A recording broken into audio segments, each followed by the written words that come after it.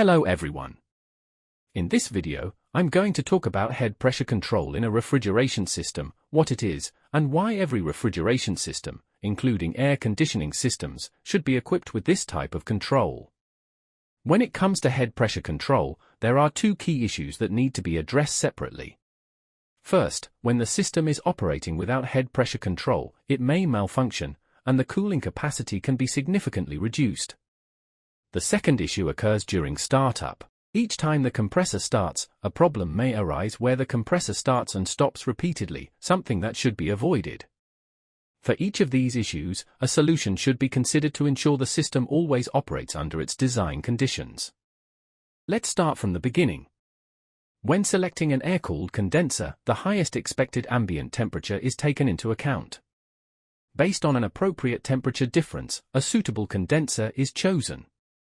For example, if the highest ambient temperature is 42 degrees Celsius and an 8 degrees Celsius temperature difference is applied, the selected condenser will have a design condensing temperature of 50 degrees Celsius.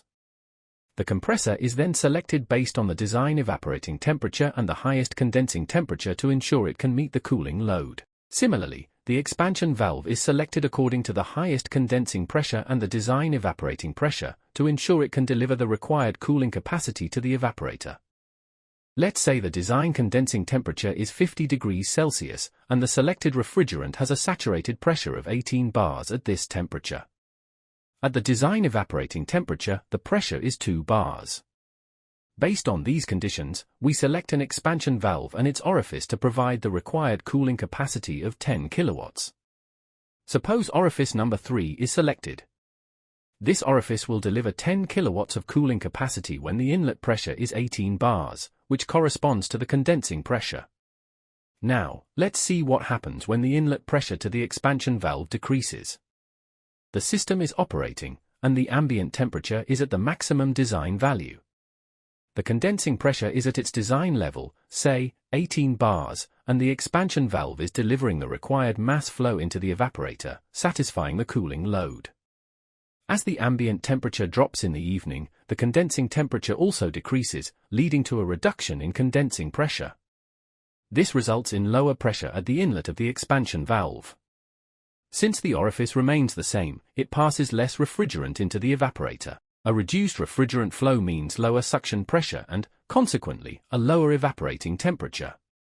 It also leads to increased superheat and reduced cooling capacity. As a result, the temperature of the cooled medium begins to rise, and the entire refrigeration system starts to malfunction. Let's analyze this in terms of the expansion valve data. As I mentioned earlier, when the condensing pressure drops, the pressure difference across the expansion valve also decreases. This causes the mass flow of refrigerant through the expansion valve to go down, which then lowers the evaporating pressure and temperature. Let's break this down with an example. Imagine the highest ambient temperature is 40 degrees Celsius. At this point, the condensing pressure is around 18 bars. The design evaporating temperature is plus 3 degrees Celsius. So, the pressure difference across the expansion valve is 14 bars. Now, let's say the ambient temperature drops to 10 degrees Celsius. This brings the condensing temperature down to about 20 degrees Celsius, and the refrigerant pressure at that point is roughly 8 bars. Because less refrigerant is flowing into the evaporator, the evaporating temperature also drops. Let's assume it falls to minus 5 degrees Celsius, which gives us an evaporating pressure of about 3.2 bars. That means the new pressure difference across the valve is only 4.8 bars, instead of the original 14 bars. Now let's look at what that means in real terms. We go to the manufacturer's catalog. At the design condition, 14 bars pressure difference, we needed 10 kilowatts of cooling, so we selected orifice number 3. But under the new condition, with only 4.8 bars pressure difference, that same orifice now gives us just 7 kilowatts of cooling. So, as the pressure difference drops, the cooling capacity drops too, and that's exactly why head pressure control is so important. You might think that if superheat goes up because there's not enough refrigerant in the evaporator, the expansion valve would just open more and fix it. But expansion valves can only open all the way, 100%, and no further. If the valve is already fully open and there's still low pressure behind it, the problem won't go away. Now what is the solution? The solution is to raise the condensing pressure back to the design value whenever the ambient temperature drops. One method for controlling an air-cooled condenser is to deactivate one or more fans. However, the sequencing of fan shutdown and startup is critical and must be performed correctly to ensure proper system operation. Consider an air-cooled condenser as illustrated, with hot gas and liquid headers visible. The fans are arranged in pairs corresponding to these headers. In such configurations, fans should be switched off and on in matched pairs rather than individually. Thus, the fans can be controlled in 3 stages: fans 1 and 2 together, fans 3 and 4 together, and fans 5 and 6 together. Regarding the shutdown sequence, the fans located furthest from the headers must be turned off first. Therefore, fans 5 and 6 are deactivated first, followed by fans 3 and 4, and finally fans 1 and 2. For the startup sequence, the fans closest to the headers should be turned on first.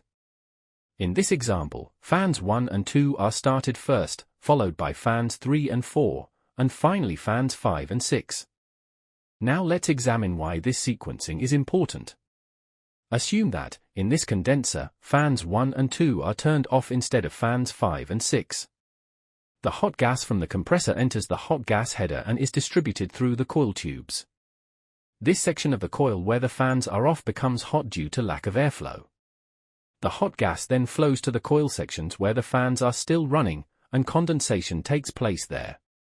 The resulting liquid refrigerant then flows toward the liquid header. However, as this liquid passes back through the hot section of the coil, where the fans are off, it can absorb heat, partially re-evaporate, and reduce in quality. This leads to a lower quality liquid entering the expansion device, which can negatively impact system performance and stability. Let's look at how the fans are switched on and off in a real system. If the system is controlled by a PLC, the process is simpler. The PLC programmer can implement the correct sequencing through software. However, if a conventional control system is used, then a high-pressure switch without manual reset should be installed for each fan stage to manage the on-off control. Consider the condenser shown with 3 fans. As explained before, we have 3 stages of on and off. For each stage a high-pressure switch is installed and high pressure is connected to each one. We now know that fan number 3 should be switched off first, then fan 2 and then fan 1. The maximum condensing pressure of this system is 270 psi. The high-pressure switch is set for 240 psi for fan number 3, 220 psi for fan number 2 and 200 psi for fan number 1. The differential for each one is set at 30 psi. For simplicity, the cables from each high-pressure switch are shown connected directly to the corresponding fans. However, in reality, they are connected to the electrical control board, which in turn energizes or de-energizes the contactors of each fan. Have a look at the graph. The vertical axis is condensing pressure and the horizontal axis is ambient temperature. The ambient temperature is at design and all the fans are operating. The ambient temperature starts to decrease and so the condensing pressure. When it reaches 240 psi, the contact of high-pressure switch for fan number 3 cuts and this fan stops. Now the condensing pressure rises to a higher value. If ambient temperature is low and still condensing pressure decreases although one fan is off. If pressure reaches 220 psi, the contact in high-pressure switch cuts and fan 2 stops. Again, either pressure rises or the ambient temperature is low and pressure decreases. When it reaches 200 psi, the high-pressure switch for fan number 1 cuts and the fan stops. The reverse of this sequence happens when the ambient temperature rises. The pressure rises and when it reached 230 psi fan number 1 start and so on. None of the condenser fans should run continuously, they must be equipped with an on-off control system. Under the following conditions, the condensing pressure may drop even when all the fans are switched off, when the ambient temperature becomes very low during winter, when wind is blowing over the condenser fans, when the system capacity is significantly reduced compared to the design load. In such cases, additional methods are used alongside the fan on-off control, such as head pressure control valves or split condensers. These methods, however, are beyond the scope of this video. Another method of head pressure control in air-cooled condensers is by reducing the fan speed. To implement this method, a frequency converter, VFD, and an appropriate control unit must be used. Pre-programmed controllers designed for refrigeration applications already include fan speed control functionality. These controllers are ready to use and only require correct parameter setup to ensure proper operation. It's important for technicians to understand how to configure these settings according to the system requirements to maintain optimal performance and reliability. If a water-cooled condenser is used, the same problem occurs when the entering water temperature drops below the design value. Water is typically supplied to a water-cooled condenser from a cooling tower. When the ambient temperature drops, the air's wet bulb temperature also decreases. The operation of a cooling tower is governed by the wet bulb temperature of the air. As this temperature drops, the outlet water temperature from the cooling tower also decreases. This causes the condensing temperature to drop, potentially leading to the same issues discussed earlier. Turning off the cooling tower fan can help raise the water temperature to some extent. However, if the wet bulb temperature is very low, the water outlet temperature may still drop significantly. To maintain proper head pressure in a water-cooled condenser, a special type of valve, called a pressure-controlled water valve, is used. A high-pressure line from the discharge side of the compressor is connected to the valve. Inside the valve, there are pressure bellows, a valve seat, a spring, and an adjusting screw. The spring is adjusted to maintain the desired condensing pressure. If the water temperature, and therefore the discharge pressure, decreases, the spring pushes the valve seat downward, reducing the water flow into the condenser. This valve is installed on the inlet pipe of the condenser and regulates the water flow based on the system's discharge pressure. Manufacturer's recommendation should always be followed when installing this valve.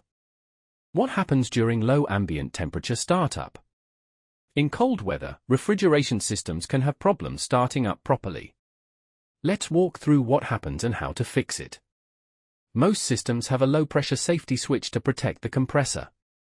For example, if we set the low-pressure switch to cut out at 2 bars and cut in at 2.2 bars, the compressor will stop if suction pressure drops to 2 bars and restart when it rises back to 2.2 bars.